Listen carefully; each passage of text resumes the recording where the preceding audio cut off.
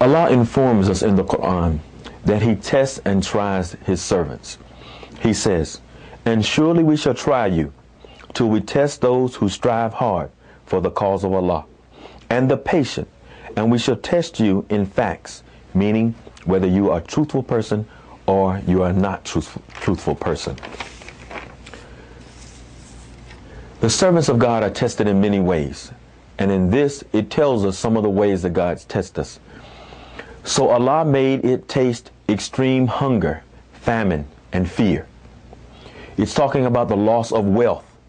Wealth, the material things that we gain in our lives. Sometimes we are doing very well in a business or something and we lose those things. So this is the wealth that is talking about, the loss of wealth.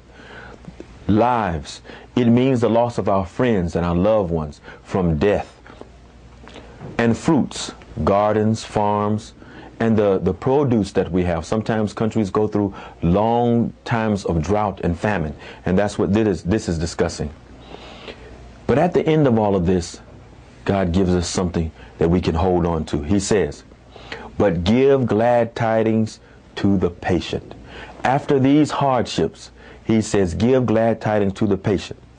Let's ask ourselves then, who are the people He is talking about? Who are the people that are patient? How do you know if you're patient? He tells us, those who when afflicted with a calamity, they say, "Truly to Allah we belong, and truly to Him shall we return." Who are they? Who are the people who are patient? They are those who say, they are those on whom are the salawat, who are blessed and will be forgiven for their Lord, and those who receive His mercy. And who are the patient once again? And it is they who are the guided ones. So in this, Allah has told us the three types of people who are patient. First, He has said that they are the ones who, when afflicted with a calamity, they are the ones who say, "To Allah we belong, and truly to Him we return." And they are the ones on whom He has bestowed His blessing and His mercy. And He says they are the ones who are guided. Abu Hurairah radiallahu anhu reported, "No fatigue, no disease, no sorrow, nor sadness, nor hurt, nor distress befalls a believer, if it were the prick he receives from a thorn, but that Allah takes away some of his sins for that." My brothers and my sisters, we must understand that this life is not truly the life that we are searching to live. This is a preparation for the true life that comes after this. And we must understand that there will always be afflictions in this life. Prophet Muhammad ﷺ and the believers went through hard times. We will also go through hard times.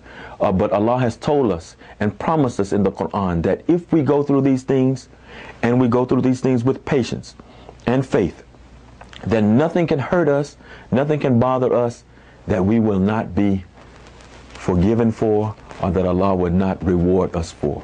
We must remember that this life is a preparation for the next life, that hardships are a part of life. You would not be able to understand the good things of life without the hardships of life.